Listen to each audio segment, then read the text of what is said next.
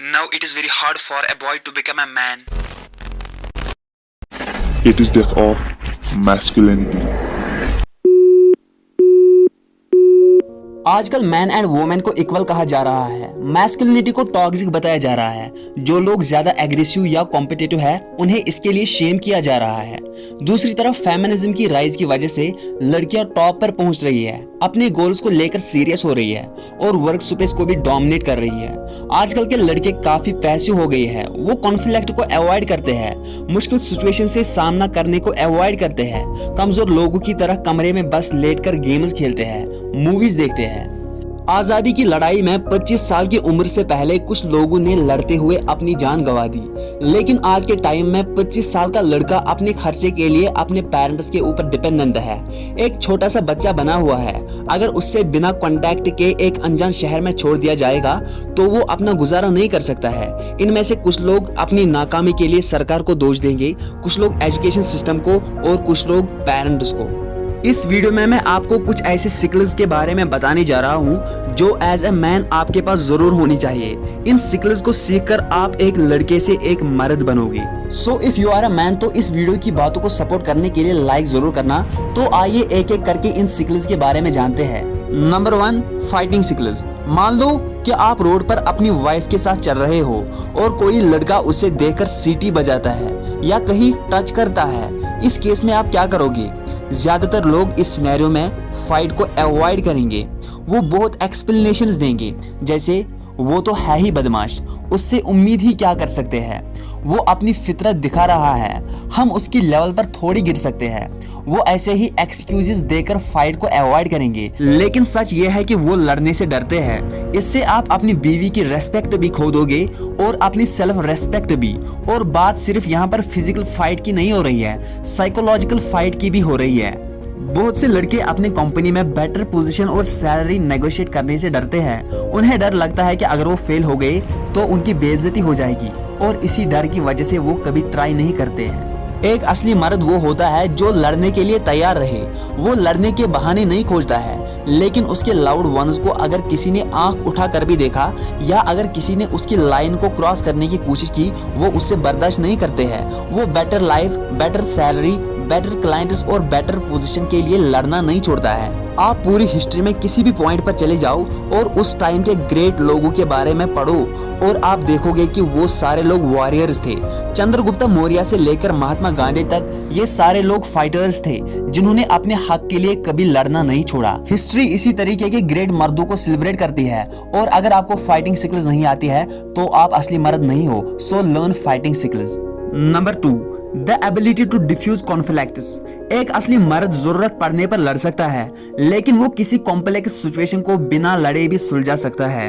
As a man आपकी life में ऐसी सिचुएशंस आ जाएंगी जब आपको दो लोगों के बीच का झगड़ा सुलझाना होगा। हो सकता है कि आपके कंपनी के दो मैनेजर्स आपस में लड़ने लगे हो सकता है कि आपके दोनों बच्चे आपस में लड़ने लगे हो सकता है कि आपकी मम्मी आपकी वाइफ आपस में लड़ने लगे हो। ऐसे केसेस में आपको इन दो पार्टीज के बीच में झगड़े को सुलझाना आना चाहिए। Number 3, have a strong presence. आपने कुछ ऐसे लोगों को देखा होगा जिनके एक रूम में एंट्री लेते ही एनवायरनमेंट चेंज होता है। हर किसी का फोकस उस इंसान पर चला जाता है और लोग मन ही मन उसके बारे में सोचते हैं। ऐसे स्ट्रॉन्ग प्रेजेंस रखने वाले लोग कॉन्फिडेंट होते हैं, एक फर्म हैंडशेक करते हैं और आई कांटेक्ट मेंटेन करके बात करते हैं। ये लोग बोलते कम है और सुनते ज्यादा है। ये अपना मुंह तभी खोलते हैं जब इनके पास सच में बोलने के लिए कुछ होता है, वरना ये चुप रहते हैं। यही रीजन है कि जब ये कुछ बोलते हैं तो लोग इनकी बातों को सुनते हैं। दूसरी तरफ कुछ क्लाउन्स होते हैं जो सिर्फ अटेंशन के लिए काम करते हैं। ये फालतू के जोक्स मारते हैं, लोगों को बीच में इंटरप्ट करते हैं और सारा फोकस अपने आप पर लाने की कोशिश करते हैं। लोग इन्हें भी नोटिस करते हैं, लेकिन ये यूट्यूब के उन इरिटेटिंग एड्स की तरह होता है जो कभी कभी वीडियो के बीच में चले आते हैं। जिस तरह आप उन एड्स का खत्म होने का वेट नहीं कर पाते हो, उसी तरह उनके चुप होने का वेट करना भी मुश्किल है। अगर आपको सच में एक अल्फा मेल बनना है तो अल्फा मेल्स के बीच में रहो। आप शानदार एटीट्यूड वाले लोगों के साथ उठिए बैठिए और उनके बात करने का तरीका, उनके हैबिट्स और पर्सनैलिटी को नोटिस कीजिए। धीरे धीरे आपको समझ में आ जाएगा कि क्लाउन्स और अल्फा मेल्स में क्या डिफरेंस होता है। Number 4, deep critical thinking. आपने बहुत ऐसे लोगों को देखा होगा जो एब्सोल्यूट्स में सोचते हैं। उन्हें लगता है कि कोई चीज या तो पूरी तरह से सही है या पूरी तरह से गलत है। वो एक से ज्यादा पॉइंट ऑफ व्यू को देख नहीं पाते हैं। वो अपने बिलीफ्स को सच मान बैठे हैं और अपनी ओपिनियंस के बारे में लोगों को ऐसे बताते हैं कि जैसे वो फैक्ट्स हो।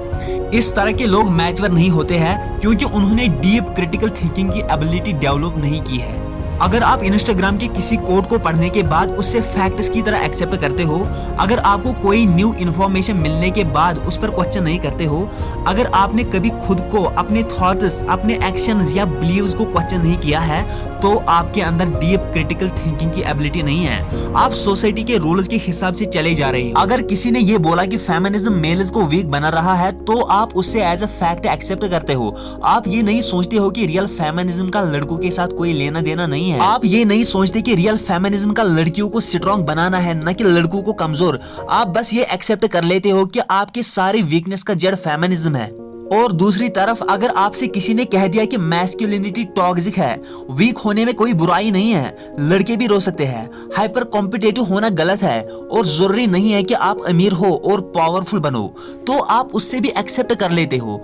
आप ये क्वेश्चन नहीं करते हो कि वीक, इनकॉम्पिटेंट और गरीब रहने में क्या फायदा है, और अगर कमजोर और गरीब रहने में कोई फायदा नहीं है तो ये अच्छी बात क्यों होगी। आप बस इंटरनेट से 2 कोट्स पढ़कर उससे एक्सेप्ट कर लेते हो। एक डीप थिंकर वही होता है जो दोनों साइड्स के आर्गुमेंट सुनने के बाद, उन पर सोचने के बाद एक डिसीजन तक पहुंच जाता है। इस तरह के लोग बहुत अच्छे से बात करना जानते हैं, इन्हें अपने थॉट्स को एक्सप्रेस करना आता है, ये असर्टिव होते हैं, डोमिनेंट होते हैं और कॉन्फिडेंट होते हैं। Number 5, learn to manage stress. इन दिनों एक कैंपेन चला है कि लड़के भी रो सकते हैं। हालांकि रोने में, अपने इमोशंस को एक्सप्रेस करने में कोई बुराई नहीं है, लेकिन सिर्फ रोने का विक्टिम रहने में बहुत बुराई है। अगर आप हर वक्त सबको ब्लेम करते रहते हो, अपनी सिचुएशंस की रिस्पॉन्सिबिलिटी नहीं लेते हो, थोड़ी सी प्रॉब्लम आने पर पैनिक करने लगते हो, तो आप एक असली मर्द नहीं हो। आपका जितना मन करे उतना रोइए, लेकिन at the end of the day आपके अंदर सिचुएशन को मैनेज करने की ताकत होनी चाहिए। आपके अंदर स्ट्रेस को हैंडल करने की एबिलिटी होनी चाहिए। बिना इसके आप कभी भी सक्सेस अचीव नहीं कर पाओगे। बिना इसके आप हार्ड सिचुएशन से, फाइट से और एक्शन से भागते रहोगे। और जब आप सारे स्ट्रेसफुल सिचुएशन को अवॉइड करोगे तो आप कभी भी सक्सेसफुल नहीं हो पाओगे, और ये सारी चीजें आपको टाइम के साथ कमजोर और डरपोक बनाएंगे। अब देखो, फेमिनिज्म की बात तो सब कर रहे हैं, जो कि अच्छी बात है। देखो, रियल फेमिनिज्म का मर्दों से कोई लेना देना नहीं है।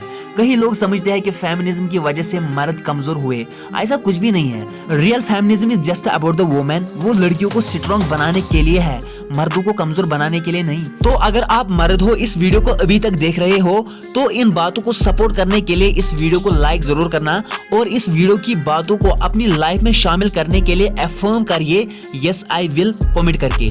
मैं भी कर रहा हूँ, आप भी करिए।